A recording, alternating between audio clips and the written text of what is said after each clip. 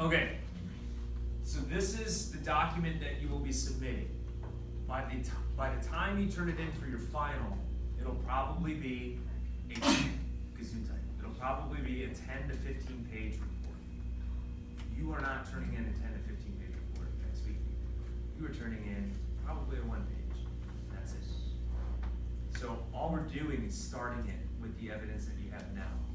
This is a living document, which means that it will change throughout the year, and we're going to keep adding to it as we go on. The first thing that you should do, if you notice in the top right-hand corner, it says insert your last name here.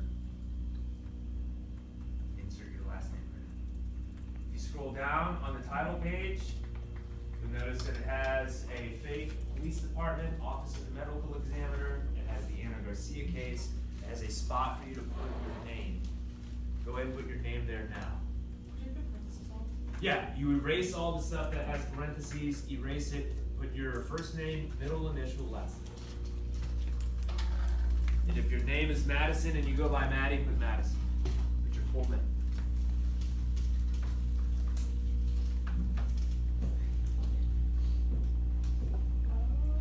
Now scroll down to the bottom, to the next page. There are 3 sections to this report. There's the introduction, the summary of findings, and the conclusion. The introduction, this is where you begin introducing the case. It should be 1 paragraph long, and it should accurately introduce the circumstances regarding the death. So you're just simply writing an introduction to the Ana Garcia case. Talk about how the body was found. You might talk about her biometrics, how old was she, how much did she weigh. Is it important to know that she's a Hispanic female? Yeah, because there are some chronic diseases that affect Hispanics and African Americans at different rates that it affects people of Caucasian descent. Come on. I don't have all this information. You do, because it was in the autopsy. All right, so you're going to be adding that information there. Remember, you're writing a formal case report, so it should not read like a story. This is not a narrative. You're not going to write, so the case begins. The investigation begins on a hot summer day. Ana Garcia died. Okay, it should just be factual information, like it should read like a really boring report. Summary of findings is where you're going to have your meat. Okay, so for your introduction, you will actually be writing a paragraph. If you want, you can erase the red and start writing it, or you can keep it there so you can reference it. But you're going to be writing that paragraph right underneath. Make sure it's in black ink so people know. Right? Under summary of findings, this is where you're going to be constructing several paragraphs. By the end, this is going to be like 5 to 7 pages. For Thursday, you're not even writing paragraphs. The only thing that you're doing is you're picking 3 topics that you want to include, and then you're gonna support those topics with points. Okay? So for example, the first paragraph that you'll write, if you want to do this, you can erase these lines and put evidence, physical evidence. And what are the points that you think you're going to be talking about there?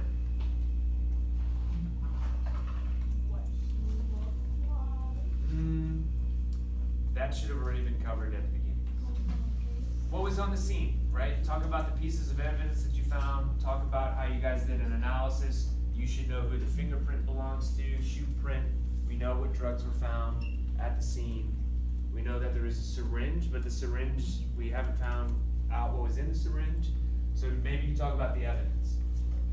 What would be paragraph 2? You could talk about DNA analysis. You could talk about persons of interest. Those are both really good topics that you can include. In paragraph 3, what I want you to do is I want everyone to have the same one because it's muy importante. For paragraph 3? Paragraph 3. So erase the topic in the line and simply put external examination. External examination. That is the document that you received with the autopsy report that has all the evidence from the external examination. You have not done an internal autopsy yet. So again, all you're doing is you're picking topics for the paragraphs and you're just adding bullet points. not complete sentences, you're not writing paragraphs, but you're adding bullet points that support the topic. Questions on the summary findings section.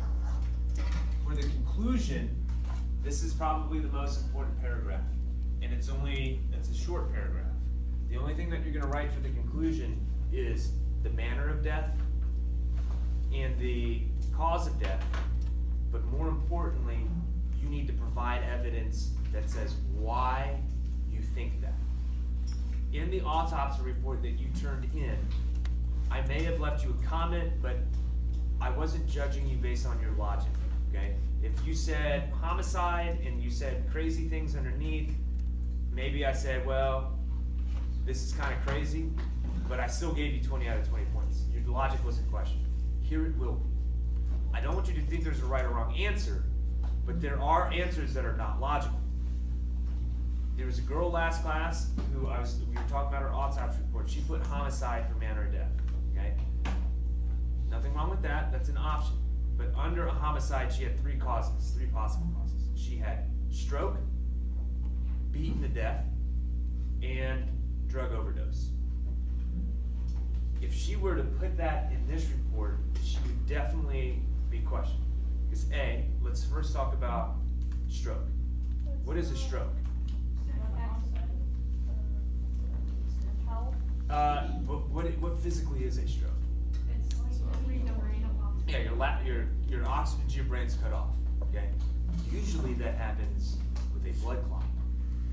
How do I kill somebody by making them get a stroke? Just feed them hamburgers for 20 consecutive years? Maybe inject lard directly into their jugular vein? No. You can't kill somebody by making them have a stroke. Very unlikely. Okay? That's not logical. Let's go to beaten to death. Okay? So when she starts writing this, if she says she died from a homicide and she was beaten to death, how?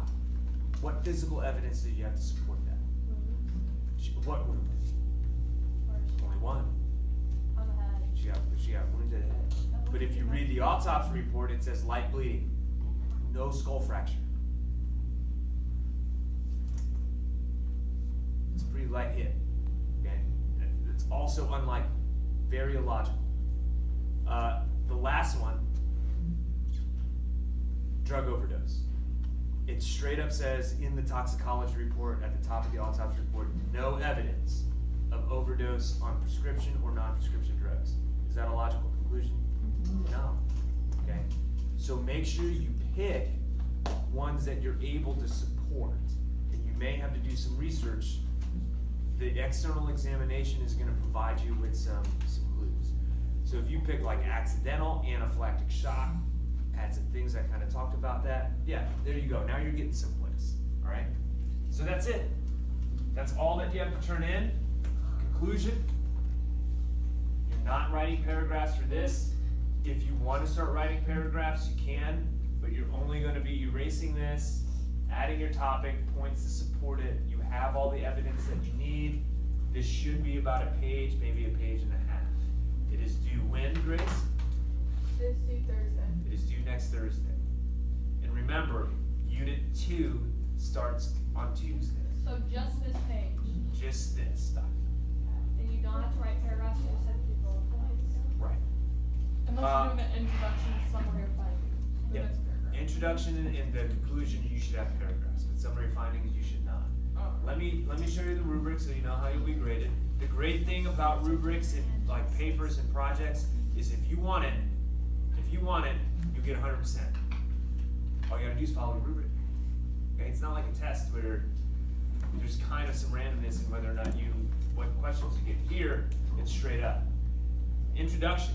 I'm looking at you have an introduction that's written, and I want to see that it's written well and it's not written like a narrative. Okay, 5 points. Summary of findings. I want to see that you have at least 3 topics, and then you have 3 bullet points per topic. 5 points. Conclusion.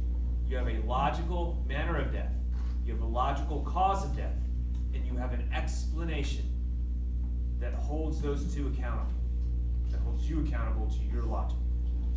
Spelling and grammar. Tone. What do I mean by tone? It's not like a story. It's not written like a story. Objective, third person. Objective, third person. Something else that I'm going to tell the evaluators to look at whenever you guys are reading each other's is tense agreement. What do I mean by that? Maybe Support. It has to do, you know what tense agreement is? Like, Amaya is walking to the store. Amaya walked to the store. So Those are two different tenses, past tense, present tense. You need to make sure, it doesn't matter how you write it, you need to choose one, and the entire report has to be like that. You can't jump from one to the other. Example, if you write in the opening paragraph, Anna Garcia was found dead, lying in her front entry hallway. Anna is 165 pounds, 38-year-old Hispanic woman. You see how that kind of becomes choppy? Was, is, that's not tense agreement. They need to be the same. Anna was 38 pounds, or 38 years old. Anna was found lying dead. Does that make sense? All of that has to be the same. You have the rest of the block to work on this. This is your only day you're gonna get in class to work on it. It is an individual assignment. You need to go back and look at the autopsy report. You need to go look at your blood spatter analysis, maybe. Maybe you need to go back and look at your investigative notes, persons of interest. It's due when? Thursday. Maybe we'll watch it. Thanks, Sierra. All right.